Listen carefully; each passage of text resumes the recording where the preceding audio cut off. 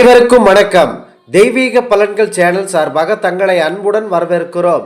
இன்று நம் காணொளியில் காண விரும்புவது புரட்டாசி மாதம் சர்வ ஏகாதசி நாளில் இருக்க வேண்டிய விரத வழிபாடு முறைகளை பற்றி இந்த காணொளியில் விரிவாக பார்க்கலாம்.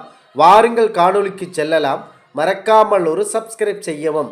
சாகா மருந்தான அமிர்தம் கிடைத்த நாள் இந்த சர்வ ஏகாதசி நாளாகும். இந்த புனித நாட்களில் இறைச்சிகள் மற்றும் போதைக்காக மதுபானங்கள், பூண்டு, வெங்காயம் போன்ற தமச பொருட்களை நீங்கள் உண்ணக்கூடாது. பரம்பொருள் மகாவிஷ்ணு அவர்களின் மந்திரத்தை மட்டுமே கூறிக்கொண்டு அவரை நினைத்து விரதம் இருக்க வேண்டும். இந்த நாள் அவருக்கான புனித நாளாக பார்க்கப்படுகிறது. இன்றைய நாட்களில் நீங்கள் சைவ உணவை மட்டுமே உண்ண வேண்டும். இந்த புரட்டாசி மாதம் சர்வ ஏகாதசி நாளில் பெருமாளை நினைத்து விரதம் இருப்பவர்கள் கண்டிப்பாக இந்த மறந்தும் கூட சில தவறுகளை செய்யக்கூடாது. இந்த சர்வ ஏகாதசி நாளில் நீங்கள் உண்ணாமலும் உறங்காமலும் விரதம் இருக்க வேண்டும். அன்று முழுவதும் பரம்பொருள் பெருமாள் அவர்களுடைய நாமத்தை கூறிக்கொண்டே விரதம் இருக்க வேண்டும். இந்த புரட்டாசி மாதம் அவருக்கு சிறந்த மாதமாக பார்க்கப்படுகிறது. மேலும் அவரை வழிபட்டால் அனைத்து விதமான சுபிட்சங்களும் கிடைக்கும். இந்த சர்வ ஏகாதசி நாளில் நீங்கள் மறந்தும் கூட பிறரின் மனம் அளிக்குமாறு கேலி கிண்டல்கள் செய்யக்கூடாது. பொதுவாக ஏகாதசி என்றால் 11 என்று பொருள்படுகிறது. இந்த மாதங்களில் புரட்டாசி மாதம் பரம்பொருள் மகாவிஷ்ணு அவர்களுடைய சிறப்பு வாய்ந்த மாதமாக பார்க்கப்படுகிறது. இந்த தேய்பிறையில் வரும் சர்வ ஏகாதசி நாள் சிறப்பாக பார்க்கப்படுகிறது. இன்றைய நாட்களில் பரம்பொருள் மகாவிஷ்ணு அவர்களை நினைத்து அவருடைய புகழ் பாடி விரதம் இருக்க வேண்டும். இந்த நாட்களில் நீங்கள் கண்டிப்பாக இந்த துளசி இலைகளை பறிக்கவே கூடாது. பெருமாள் அவர்கள் துளசி பிரியன் ஆவார்கள். ஏனென்றால் துளசி இணையானது பரம்பொருள் மகாலட்சுமியின் அம்சம் பொருந்தியது. இந்த சர்வ ஏகாதசி நாளில் இந்த துளசி இலைகளை நீங்கள் கண்டிப்பாக பறிக்கக்கூடாது. முந்தைய நாட்களில் இந்த பூஜைக்கு தேவையான துளசி இலைகளை பறித்து வைத்து கொள்ள வேண்டும். இந்த சர்வ ஏகாதசி நாளில் இரவில் நடைபெறும் பரம்பொருள் மகாவிஷ்ணு அவர்களின் கோவிலில் நடைபெறும் பூஜைகளில் கலந்து கொண்டு மகாவிஷ்ணுவின் அருளை பெற வேண்டும். இந்த பூஜைகளில் கொடுக்கப்படும் பிரதாசங்களை நீங்கள் இந்த ஏகாதசி நாட்கள் நீங்கள் உண்ணக்கூடாது.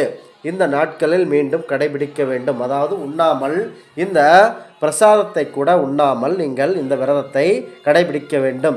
இந்த சர்வ ஏகாதசி விரதம் முடிந்த அடுத்த நாள் துவாதசி திசி என்று காலையில் நீராடி அந்த நாளில் காலையில் நீராடி பெருமாளை வணங்கிவிட்டு அந்த விரதத்தை நீங்கள் முடித்து கொள்ளலாம். இன்றைய நாட்களில் நீங்கள் உடனே அசைவ உணவை உண்ணக்கூடாது. பல வகையான காய்கறிகளை 21 வகையான உணவை சமைத்து நீங்கள் சாப்பிட வேண்டும். இந்த சர்வ ஏகாதசி நாள் நீங்கள் அகத்திக்கீரை, பரங்கிக்காய், நெல்லிக்காய் ஆகியவற்றை இந்த சர்வ ஏகாதசி நாளில் நீங்கள் சேர்க்க வேண்டும் என்று பெரியோர்கள் கூறுகிறார்கள்.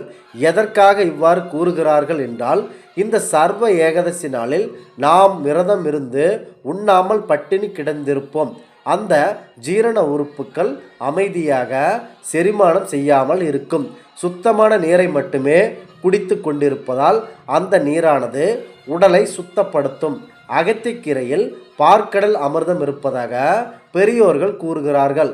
அதனால் இந்த அகத்திக்கீரை உண்டு நெல்லிக்காயிலும் சுண்டைக்காயிலும் மகாலட்சுமியின் அம்சம் பொருந்தி இருப்பதால் மகாலட்சுமியும் விஷ்ணுவும் சேர்ந்து நமக்கு அருள் புரிவார்கள் என்பது ஐதீகம். இந்த சர்வ ஏகாதசி அடுத்த நாளானது துவாதசி திசியில் நீங்கள் எவரேனும் ஒருவருக்கு அன்னதானம் படைத்துவிட்டுத்தான் நீங்கள் உண்ண வேண்டும். இந்த சிறந்த வைகுண்ட ஏகாதசியில், அதாவது இந்த சர்வ ஏகாதசி விரதத்தை பிடிப்பதன் மூலம் இந்த வைகுண்ட ஏகாதசி விரதம் இருப்பதற்கு அனைத்து விதங்களும் பார்க்கப்படுகிறது. இந்த தேவர்கள் கடைபிடித்ததாக பார்க்கப்படுகிறது இந்த சர்வ ஏகாதசி விரதம். இந்த ஏகாதசி நாளில் நீங்கள் முன்னோர்களின் படி விரதம் இருந்து பரம்பொருள் விஷ்ணு பெருமான் அவர்களை நினைத்து வணங்கினால் நீங்கள் சொர்க்க வாசலை அடைவீர்கள் என்பது சர்வ ஏகாதசியின் முதல் நாள் இந்த நாள் பார்க்கப்படுகிறது.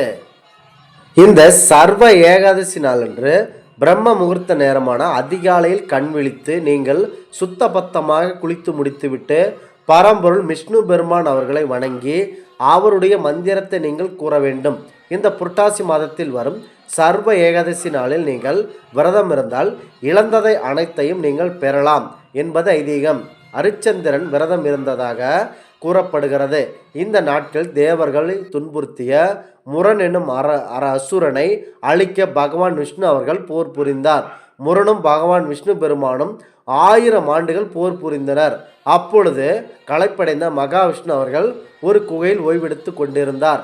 அந்த நேரத்தை சாதகமாக எடுத்துக்கொண்ட முரண் என்னும் அசுரன் பகவான் விஷ்ணு பெருமானை கொல்ல முயற்சி செய்தான். அப்பொழுது அவரது உடம்பில் இருந்து சக்திகள் அனைத்தும் விதமாக, அதாவது ஒரு பெண் ரூபமாக வெளியே வந்து அந்த முரணை அழித்தது. அப்பொழுது முழித்து கொண்ட பகவான் விஷ்ணு பெருமான் அவர்கள் நடந்ததை பார்த்தார். அப்பொழுது அந்த பெண்ணை அழைத்து தனக்கு ஏகாதசி என்று பெயர் சூட்டினார். இந்த நாட்களில் ஏகாதசியான உன்னை வழிபடுபவர்களுக்கு நன்மைகள் புரிவேன் என்று ஒரு வரம் கொடுத்தார் ஏகாதசி நாளுக்கு. இவ்வாறு தான் இந்த ஏகாதசி விரதம் தோன்றியது. மனிதனுடைய கெட்ட எண்ணங்கள் அனைத்தையும் இந்த 11வது திதியான ஏகாதசி விரதம் இருந்தால் அனைத்து கெட்ட செயல்களும் அழித்து விடும் என்பது ஐதீகம். சர்வ ஏகாதசி நாளன்று பகல் உறக்கம் இருக்கக்கூடாது, இருவேளையும் சாப்பிடுதல் கூடாது. அடுத்ததாக உடலுறவு என்பதை தவிர்த்து விட வேண்டும், விரதத்தை மட்டுமே மேற்கொள்ள வேண்டும். இந்த ஏகாதசி நாளன்று திருமணத்தை தவிர்க்க வேண்டும். இந்த நாள் முழுக்க முழுக்க பரம்பொருள் விஷ்ணு பெருமான் அவர்களுக்குடைய வழிபாடு நாளாகும்.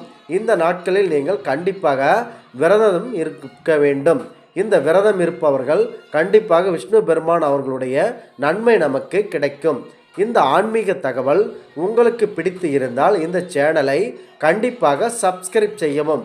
மீண்டும் ஒரு நல்லதொரு காணொளியில் உங்களை சந்திக்கிறோம். நன்றி, வணக்கம்.